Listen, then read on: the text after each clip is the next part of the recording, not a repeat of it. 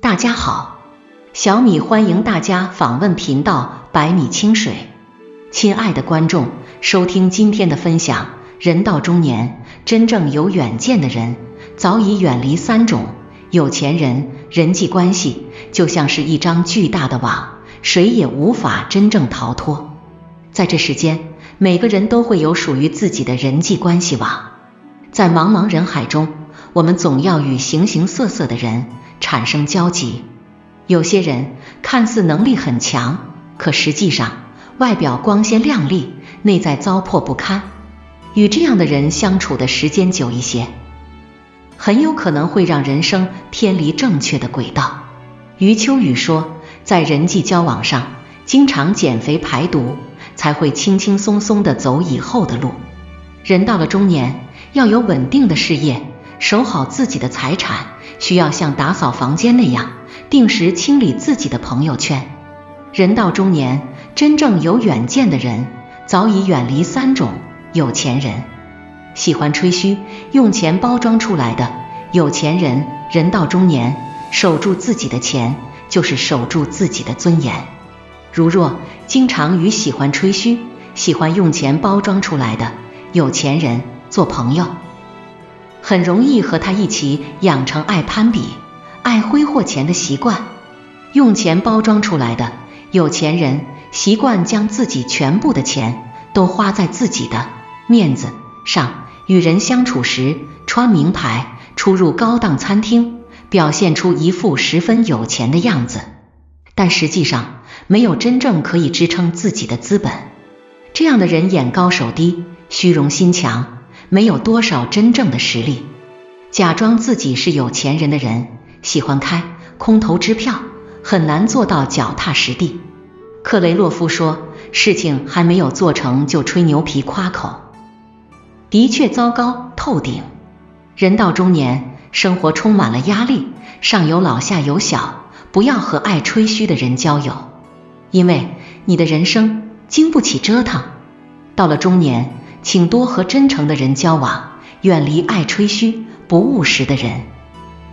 有不良嗜好、随意挥霍钱的有钱人，人生路上一些不良习惯会消耗你的金钱。如若在择友时和有不良嗜好的人做朋友，则有可能会快速消耗掉你的钱。比如和爱赌、爱走捷径的人相处，则也有可能会染上豪赌，习惯走捷径。唐朝诡事录中的宋柴与窦从有婚约，他家道中落，父母双亡，可是窦从并未嫌弃他，坚持下嫁。可是婚嫁当天遭遇意外，官府查案得知宋柴根本就是以娶妻当借口，其目的是想用妻子抵债。他是赌成性，不仅败光了家财，还害了如此善良真诚的妻子。不仅如此，窦从的弟弟窦玉林为了保护姐姐，牵扯进了这件事情中，也不幸遇害身亡。人生路上和一个劣迹斑斑、品行不端的人有过深的纠葛，往往会给自己的人生带来很大的不幸。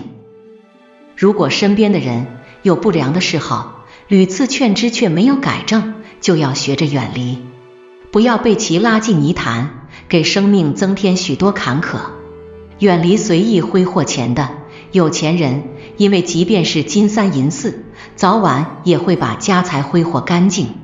聪明的人早已远离瞧不起他的有钱人。在这世间，真正良好的友情得以长期发展，来自于彼此之间的互相欣赏、互相搀扶。如若遇到瞧不起你的有钱人，请趁早远离，因为一个瞧不起你的人不会用心珍惜你、善待你。赵哲在《拥抱不完美的自己》中写道，越是肤浅的越得意忘形，自命不凡；越是深厚的越诚信笃行，保持低调。遇到瞧不起你的人，与之相处的时间越久，越能感觉到他满满的恶意。比如时常打压嘲笑你，让你在很多人面前丢面子；又或者在你做项目时挖苦你做不到，攻击你。一个人瞧不起你，不管他再有钱也不要强求和讨好。与其相处不舒服，不如趁早放弃。瞧不起你的人不会和你交心，也不会成为你生命中的有效人脉。与其与他相处不断消耗自我，不如学会放弃，远离瞧不起自己的有钱人，多与志同道合的朋友交心。人这一生想要未来的路走得更加顺遂，就要懂得结交正直可靠的朋友。因为你交什么样的朋友，往往就会成为什么样的人。每个人都有自己的路要走，每个人会遇到真正志同道合的人，也会遇到人品不可靠的人。品行不端者，更要与之保持一定的距离。若人生的轨迹被他带偏，后悔都来不及。